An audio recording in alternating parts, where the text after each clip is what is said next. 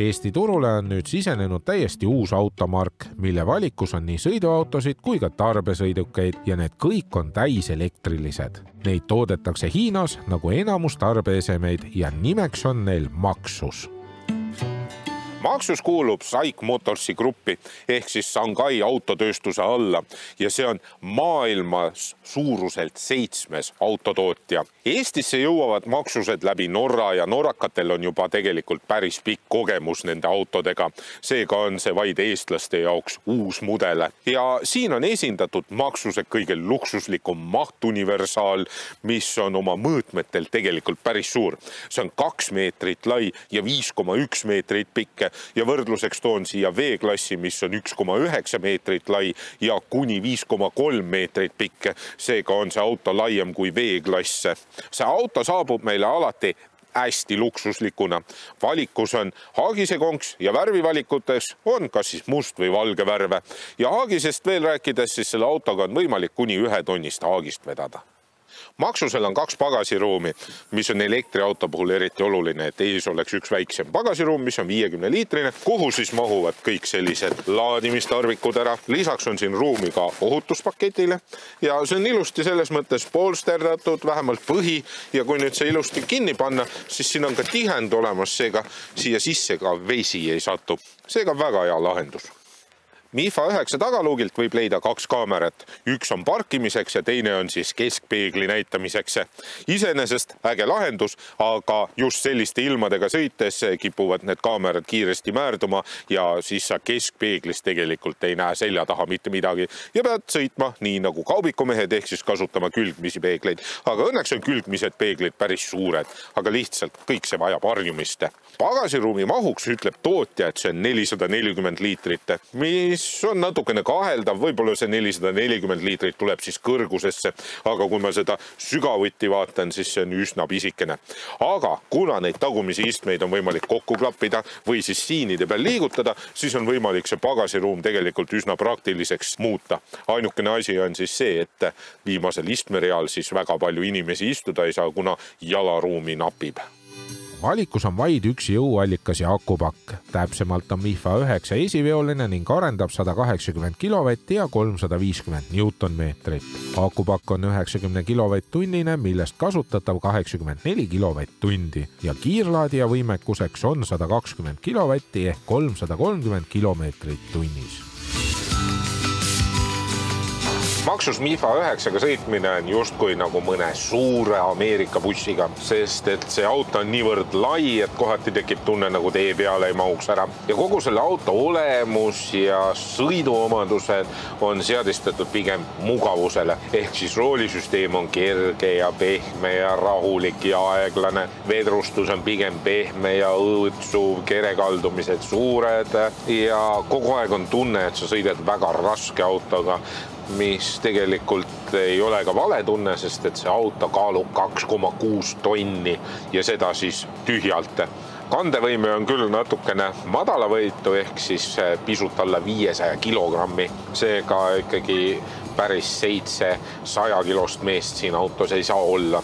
Aga kui nüüd selle autoga natuke kiiremini sõita, siis hästi kiiresti tajud seda, et esimesed rattad hakkavad tühja kaapima ja alajuhitavus tekib ka üsna kiiresti.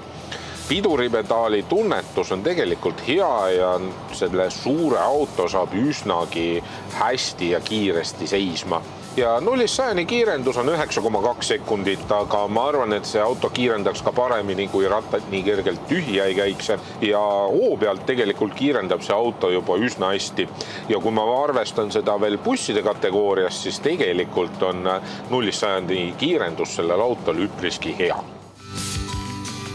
Iseenesest on siin tagumisel istmereal väga mugav istuda. Lihtsalt see istmerivi peab olema võimalikult taha nihutatud ja keskmisel istmereal peaks siis istuma normaalselt, mitte puhkeasendis.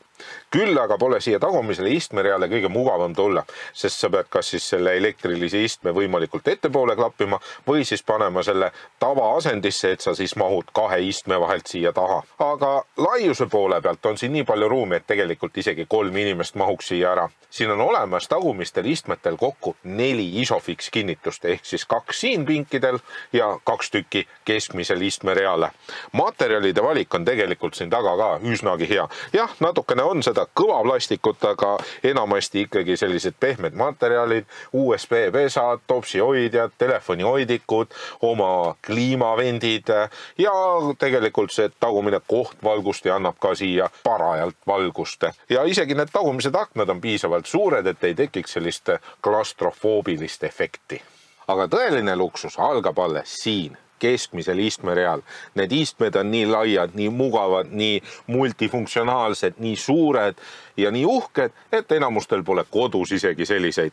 Siin on Androidi baasil selline puutetundlik ekraan, kus mul on võimalik seda istet igatpidi siin paremale vasakule nihutada, ette taha nihutada, jalatugi üles, seljatoe nurka reguleerida, istmesoojendus, istmejahutus, massaaž. Lisaks on mul siit võimalik erinevaid luuke avada, nii aknaid kui ka katuseluuke, katuseluugi katet, muuta meeleolu valgustust, panna toalambid põlema, multimeediat juhtida. Seega põhimõtteliselt saan ma sellelt väikselt ekraanilt kogu seda autot juhtida.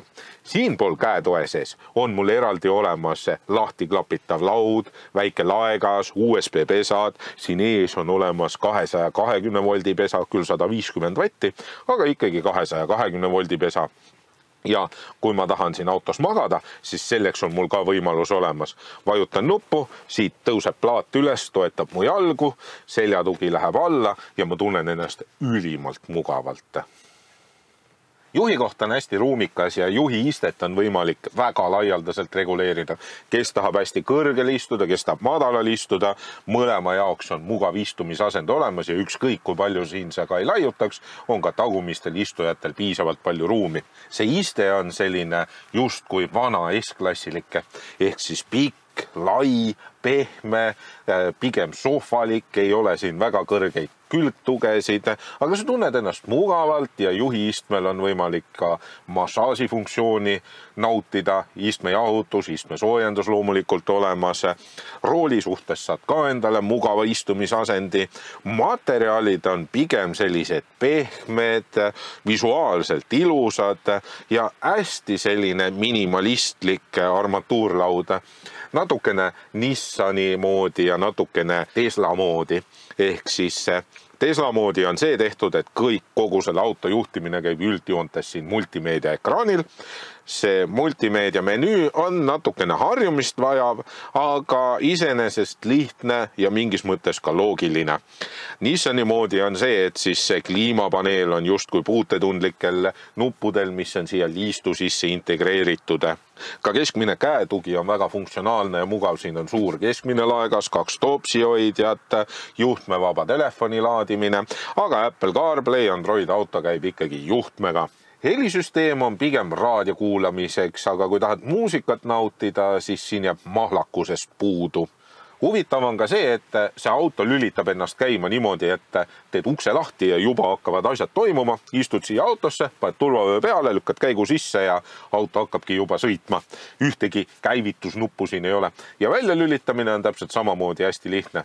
Pane pargi peale, võta turvavöö maha, tule autost välja, pane uksed lukku ja auto lülitab ennast ise välja.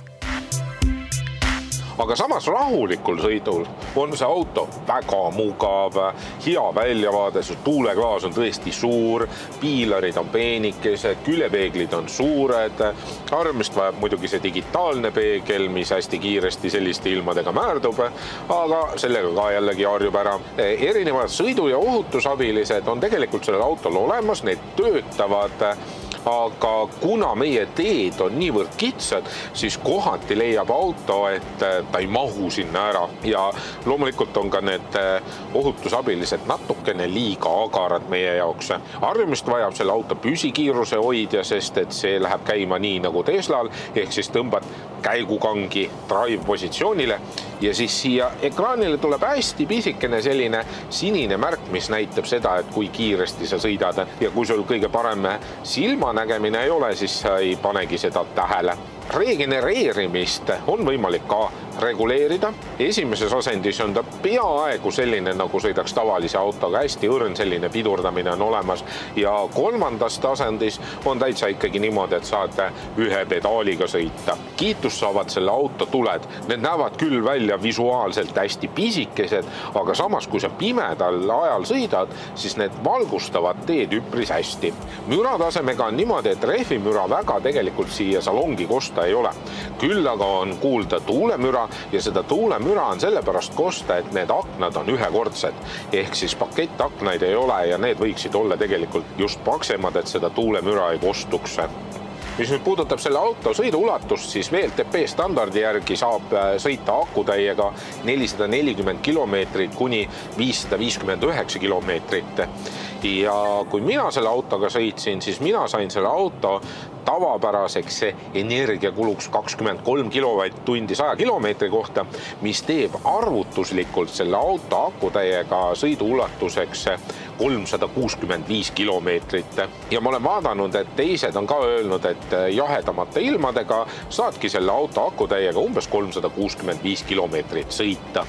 Ja kui selle auto kitsaskohtadest rääkida, siis lisaks sõiduabilistele võiks olla sellel autol ka veidikene tõhusam küttesüsteem. Ja üks asi veel, turvalisusest rääkides, siis see auto on Euro NCAPis saavutanud 5 tärni. Ja lisaks on ka oluline selle auto garantii.